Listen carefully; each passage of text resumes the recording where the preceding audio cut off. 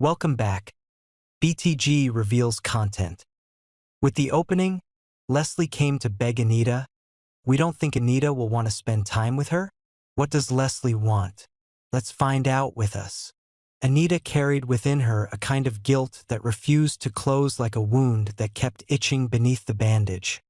The more she tried to forget, the more it throbbed.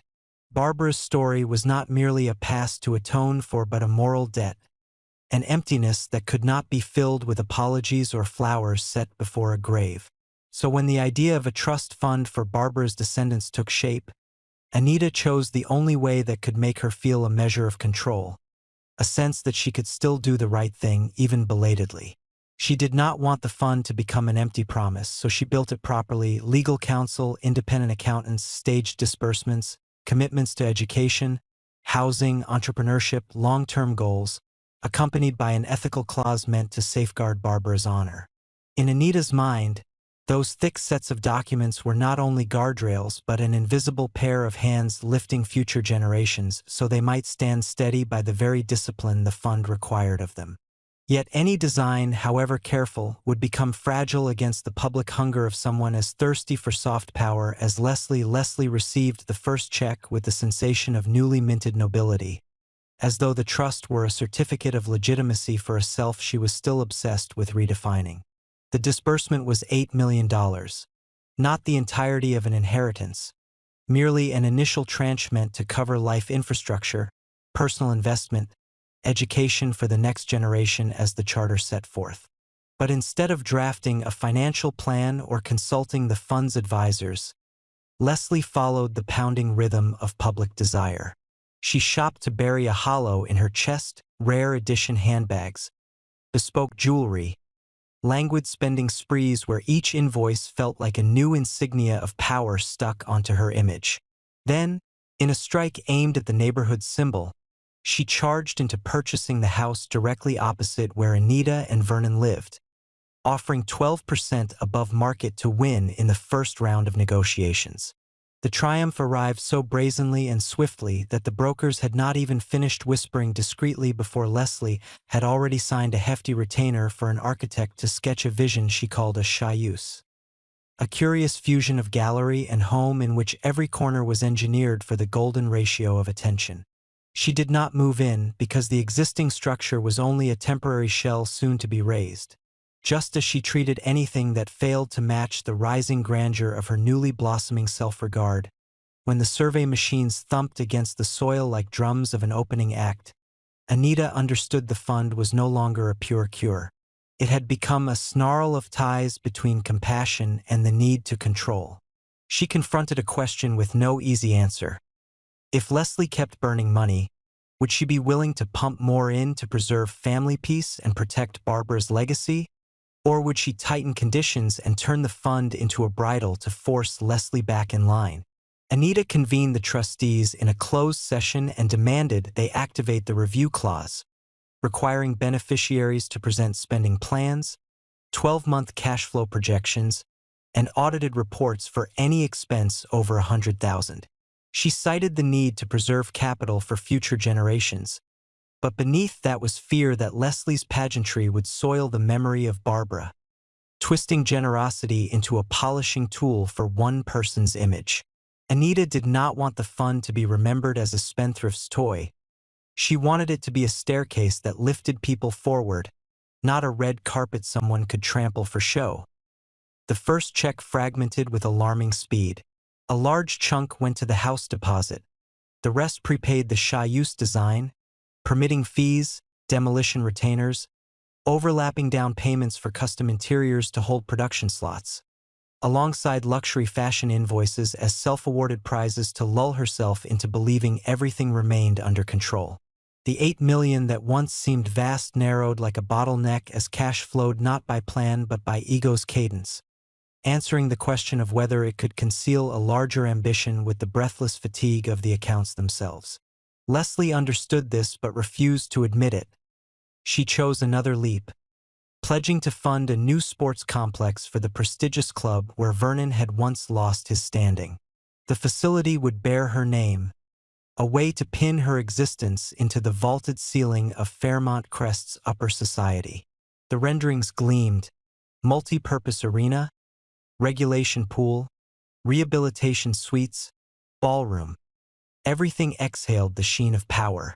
People applauded, board members smiled. The local paper headlined her service to the community. But beneath those lights pulsed a hidden artery, where Leslie shrewdly grafted her name onto a space that had once belonged to Vernon, altering collective memory with brick and glass. She was not buying back Vernon's honor. She was planting her own on the very same ground, a social strategy with more layers than any check could describe.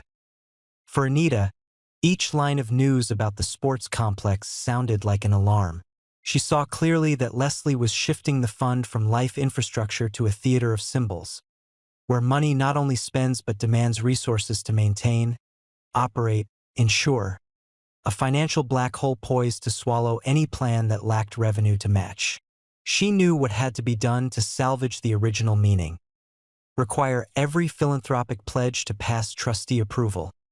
Any project bearing the beneficiary's name must demonstrate quantifiable public benefit, possess an independent operating budget, forbid fund dollars from paying recurring costs, and secure matching contributions from partners. The coldness of those rules stung Leslie like an insult, but Anita knew kindness needs discipline or it becomes complicity. She did not want to slam the door on Leslie, but she was ready to set her hand on the latch if needed. For a moment, Leslie felt the world simultaneously open and shut. She stood before the soon-to-vanish house, facing the home where Anita and Vernon lit their lamps each evening. She had not moved in, not only because demolition awaited, but because she was not yet ready to live under the gaze of those who knew precisely where she came from. She needed more layers of symbolic cloaks to subdue all doubt, and the eponymous sports complex was the thickest of them. Yet numbers, merciless as ever, crushed the illusion that money was endless. Monthly statements revealed leaks. Small fees swelled like parasites.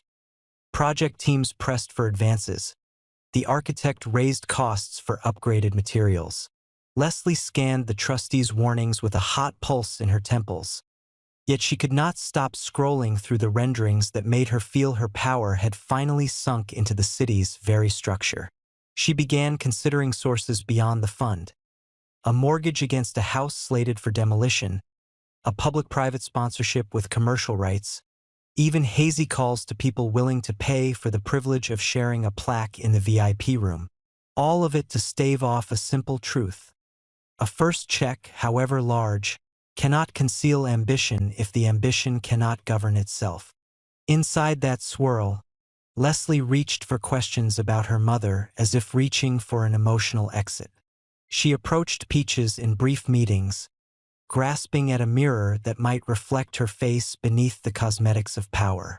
Peaches, keen in intuition, offered no ready answers, only let Leslie bruise herself against fragments of Barbara. How a woman can be pushed to the margins by the times and by others' mistakes. How years that should have been were taken away. When she approached Anita, Leslie came not to ask for more money but to hear the story told from the root. The only thing that could stop numbers from ruling her through a fear of symbolic scarcity. Anita did not evade. She spoke of Barbara with quiet reverence, of the true reason for the fund, of her greatest fear that kindness would be misunderstood as a step on a social ladder. That story did not turn Leslie into someone else in an afternoon, but it planted an anchor so that whenever her hand hovered over another flamboyant expense, she would have to ask whether Barbara would smile or turn away as the money neared the bottom.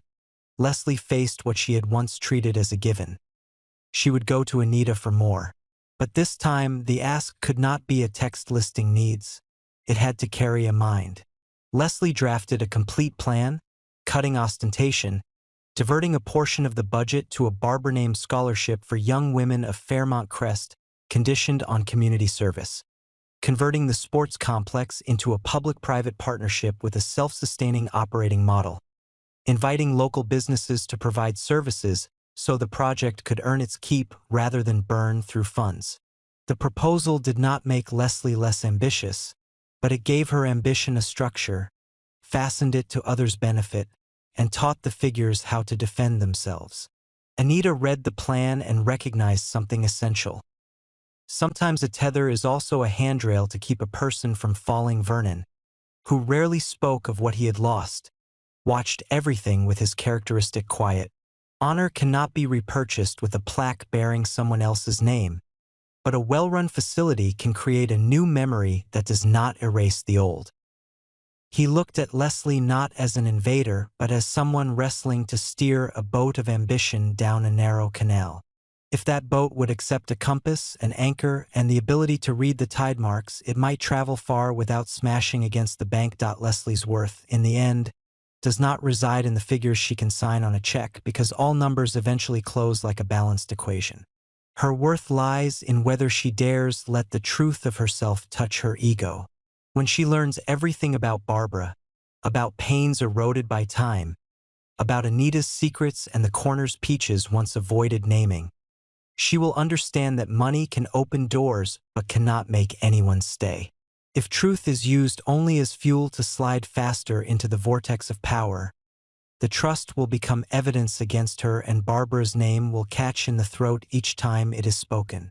But if truth is used like an axe that cleaves ice, cutting through the frozen arrogance around the heart, Leslie can learn to turn ambition into disciplined energy, to turn spending into investment in durable structures, to turn the house across the street into a bridge between generations rather than a watchtower of surveillance.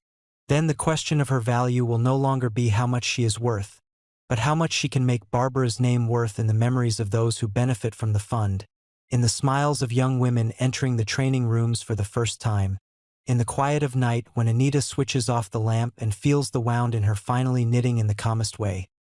Fairmont Crest will keep buzzing. Parties will still pour wine and snap photos. The columns will keep debating the intention behind a sports complex bearing Leslie's name. But beneath the surface lies a long-range trial where cash flow, conditions, and truth cross-verify one another. If Leslie fails, everything reverts to the bleakest prediction.